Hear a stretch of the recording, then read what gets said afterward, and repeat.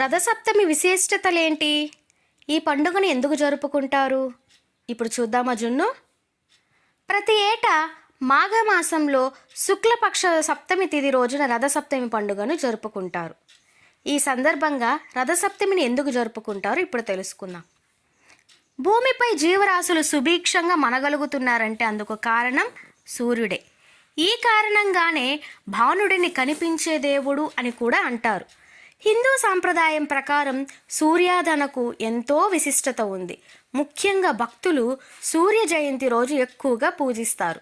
మాఘమాస శుక్లపక్షం సప్తమి తిథి నాడు ఈ పర్వదినం వస్తుంది.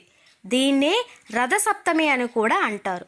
సూర్యుడు 7 గుర్రాలపై రథంపై దక్షిణాయనం ముగించి పూర్వోత్తర దిశగా ప్రయాణం సాగిస్తుందని భక్తులు విశ్వసిస్తారు. అది ఈ రోజు నుంచే ప్రారంభమవుతుంది.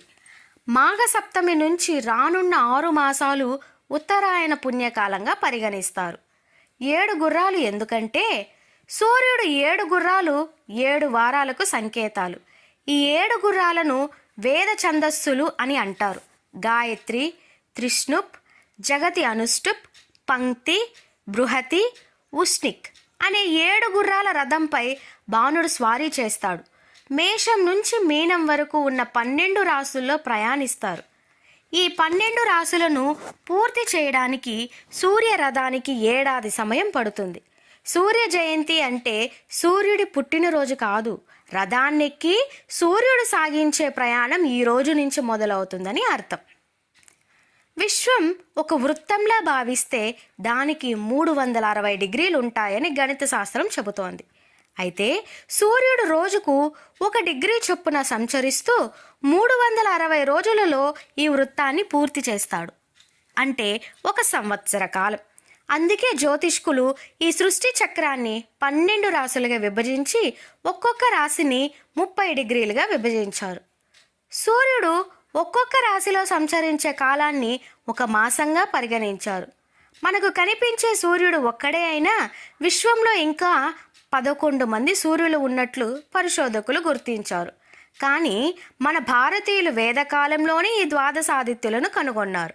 వారే మిత్ర, రవి, సూర్య, భగ, పూష, హిరణ్యగర్భ, మరీచి, ఆదిత్య, సవిత, అర్క, భాస్కరులు. వీరే ద్వాదశ మాసాలకు అధిదేవతలు.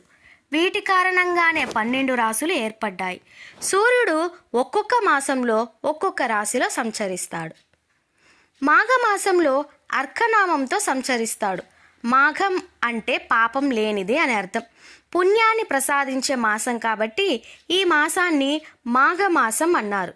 నిజానికి ఉత్తరాయణం మకర సంక్రాంతితో ఆరంభమై రథసప్తమి నుంచే ఉత్తరాయణ స్ఫూర్తి పూర్తిగా గోచరిస్తుంది.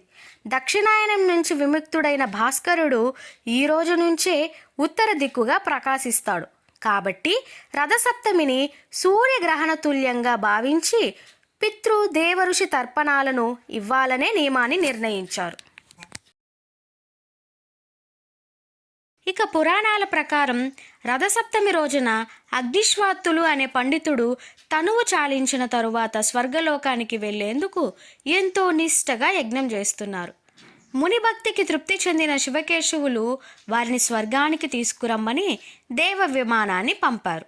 అయితే దేవ విమానం వచ్చిన సమయంలో ఆ పండితుడు యజ్ఞంలో చివరి ఘట్టమైన పూర్ణాహుతి సమర్పిస్తుంటారు.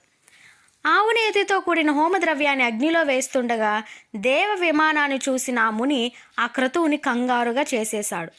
అయితే అదే సమయంలో అటుగా ఓ మేకపిల్ల రావడంతో అగ్నిలో వేస్తున్న వేడిగా ఉన్న ఆవు నెయ్యి దానిపై పడి చర్మం ఊడి చనిపోయింది. ఆ చర్మం పక్కనే ఉన్న జిల్లేడు చెట్టుపై పడింది. దీంతో జిల్లేడాకులు కూడా మేక చర్మంలా మారాయి. అయితే పూర్ణాహుతి సమర్పించే సమయంలోనే ఆ మేకపిల్ల చనిపోవడంతో దాని ఆత్మ వెళ్ళి దేవ విమానంలో కూర్చుంది. అంతేకాదు అగ్నిశ్వాతులు యజ్ఞఫలం కూడా మేకకి జిల్లేడు చెట్టుకి దక్కిందని ఆకాశవాణి చెప్పింది. దీంతో అతడు బాధపడతాడు. ఇది చూసిన దేవతలు జిల్లేడాకుల్ని శిరస్సుపై పెట్టుకొని స్నానం చేస్తే యజ్ఞఫలం వస్తుందని వరమిస్తారు. అందుకే రథసప్తమి నాడు శిరస్సుపై జిల్లేడాకుల్ని పెట్టుకొని స్నానం చేయాలని పండితులు చెబుతున్నారు. జిల్లేడాకుల స్నానానికి ఆధ్యాత్మికంగానే కాదు, శాస్త్రీయంగా కూడా ఎంతో ప్రత్యేకత ఉంది. జిల్లేడాకుల్లో ఎన్నో ఔషధ గుణాలు ఉంటాయి. ఈ ఆకులను శిరస్సుపై పెట్టుకొని స్నానం చేయడం వలన ఒంట్లో ఉన్న వేడి తగ్గడమే కాకుండా శరీరంలో ఉన్న టాక్సిన్స్ని గ్రహిస్తుంది. జిల్లేడాకుల్లో ఉండే రసాయనాలు జుట్టు రాలకుండా చేస్తాయి. గాయాలను పోగొట్టే గుణాలు కూడా జిల్లేడాకుల్లో ఉంటాయి. వాపు, నొప్పి వంటి సమస్యలను కూడా జిల్లేడాకు తొలగిస్తుంది. అందుకనే రథసప్తమి నాడు జిల్లేడాకుల్ని తలపై పెట్టుకొని స్నానం చేయాలని చెప్తారు. అర్థమైందా జున్ను?